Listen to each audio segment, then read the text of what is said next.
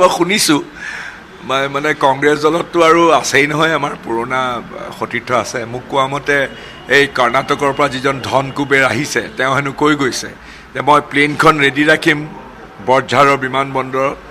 তোমালোকে কাউণ্টিং হৈ যোৱাৰ 1টা বজাৰ ভিতৰত তোমালোকে সকলো গুৱাহাটীলৈ আহি যাবা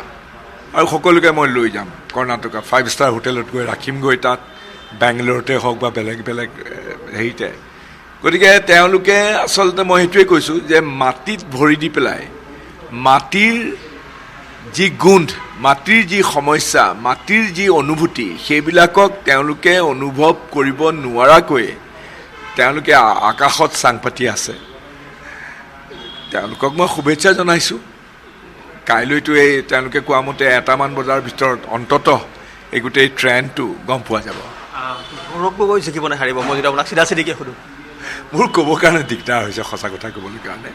কাৰণ আজি গৌৰৱ গগৈ উঠিছে যোৰহাটৰ পৰা যোৰহাটৰ ভোটদাতা ৰাইজেহে সিদ্ধান্ত লৈছে মইনো ওপৰৰ পৰা কেনেকৈ কওঁ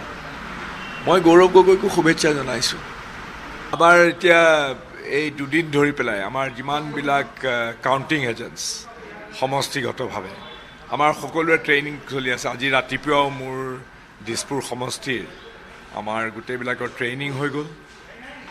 আৰু প্ৰত্যেকজনেই আমাৰ যিসকল মোৰ সতীৰ্থ যিসকল মোৰ সহকৰ্মী প্ৰত্যেকৰে একবাৰ মই দেখিছোঁ যিটো আত্মপ্ৰত্যয় আৰু যিটো তেওঁলোকৰ কাম কৰাৰ যিটো উদ্যম এইটোৰ পৰা একেবাৰে স্পষ্ট হৈ গৈছে যে বিজেপি দলে একে লেঠাৰিয়ে এইবাৰ তৃতীয়বাৰৰ পৰা মই 2016 চনৰ পিছৰ কালচৰ কথা কৈছোঁ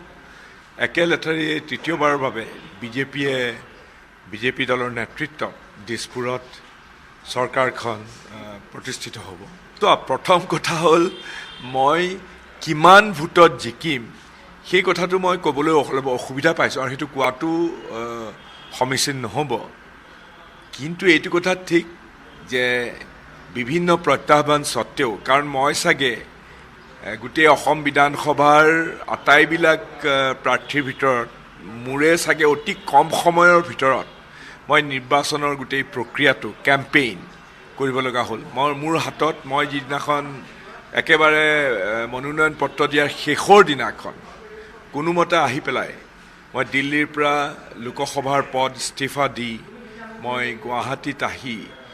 নমিনেশ্যনৰ অসম বিধানসভাৰ এইবাৰ 2026ৰ যিটো নিৰ্বাচন সেই নিৰ্বাচনৰ মনোনয়ন পত্ৰ দাখিল কৰাৰ একেবাৰে শেষৰ দিনাখন মূৰামূৰিকৈ আহি পেলাই মই মনোনয়ন পত্ৰ দাখিল কৰিলোঁ আৰু গোটেই নিৰ্বাচনৰ যিটো প্ৰচাৰ সেইটো মই মনোনয়ন পত্ৰ দাখিল কৰাৰ 3 দিনৰ পিছতহে মই আৰম্ভ কৰিছোঁ গতিকে মোৰ হাতত মাত্ৰ 14 দিন আছিলে এই 14 দিনত অসমৰ ভিতৰত আটাইতকৈ বৃহৎ দিছপুৰ বিধানসভাত মই প্ৰচাৰ কাৰ্য সমাপন কৰিলোঁ ৰাতিয়ে দিনে আৰু কিন্তু মই এই অসাধ্য সাধন কৰিব পাৰিলোঁ এইকাৰণেই যে বিজেপি দলৰ যিটো সুসংহত যিটো অৰ্গেনাইজেশ্যন সংগঠন সেই সংগঠনৰ প্ৰত্যেকজন কৰ্মীয়ে একেবাৰে তৃণমূল পৰ্যায়লৈকে সকলোৱে আহি মোৰ লগত কান্ধত কান্ধ মিলাই মোক যি ধৰণেৰে প্ৰচাৰ কাৰ্য চলোৱাত বা মোৰ যিবিলাক ক'ৰবাত যদি আঁসুৱা থাকি গৈছে ক'ৰবাত যদি সুৰুঙা থাকি গৈছে সেইবিলাক তেওঁলোকে অনায়াসে সেইবিলাক পূৰণ কৰাত মোক সহায় কৰিলে গতিকে আৰু এতিয়া মই যেতিয়া পিছলৈ ঘূৰি চাওঁ মই দেখিছোঁ যে দিছপুৰ সমষ্টিত বহু ভোটৰ ব্যৱধানত বিজেপি দলৰ প্ৰাৰ্থী হিচাপে মই নিৰ্বাচিত হ'ব পাৰিম মানে কংগ্ৰেছৰ কৌশলটো মইতো আৰু কংগ্ৰেছৰ লগত পলিটিক্স কৰি পেলাই মইতো জানোৱেই কংগ্ৰেছৰ কৌশলটো এইবাৰ তেওঁলোকে ভাবি লৈছে যে এই বিজেপি দলৰ পৰা যিজনে গৈ পেলাই নিৰ্দলীয় হিচাপে উঠিলে যিজন ব্যক্তিয়ে তেওঁক বিভিন্ন প্ৰকাৰে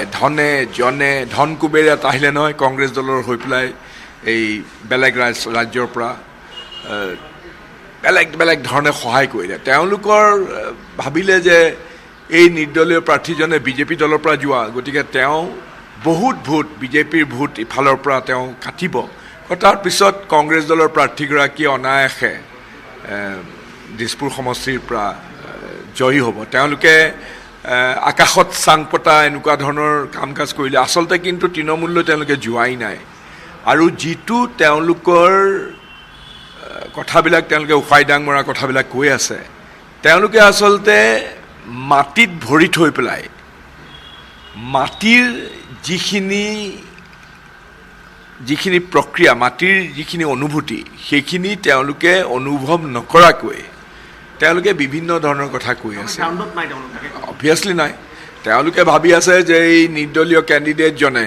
যিজন বিজেপি দলৰ পৰা গৈ পেলাই নিৰ্দলীয় হিচাপে মোৰ বিৰুদ্ধে প্ৰতিদ্বন্দ্বিতা কৰিছে, সেইজনক তেওঁলোকে ধনে জনে সহায় কৰিছে, বিভিন্ন ধৰণে ধন দিছে তেওঁলোকে, বিভিন্ন ধৰণৰ। আৰু বেলেগ বেলেগ ধৰা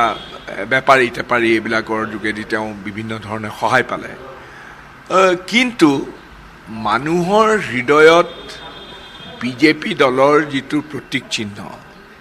পদুম ফুল, সেইটো অংকিত হৈ আছে। ফুট বেছি কোনে পাব? মীৰা বৰঠাকুৰে পাব নে জয়ন্ত দাসে পাব? এনেকুৱা হ'ল যিহেতু আপুনি ক'লেই যে তেওঁ সহায় কৰিলে লাষ্টত। এইটো মোৰ ক'বলৈ দিগদাৰ হৈছে, কিন্তু মই ভাবোঁ তেওঁলোকে হয়তো যিটো ভোট বিৰোধীৰ হিচাপে তেওঁলোকে যিটো ভোট তেওঁলোকে পাব, সেইটো প্ৰায় সমানেই পাব। মানে বিৰোধীৰ ভোটটো ভাগ হ'ল। ভাগ হৈছে, অবভিয়াছলি ভাগ হৈছে। আৰু সেইটোৱে বিজেপি দলক সহায়হে কৰিছে।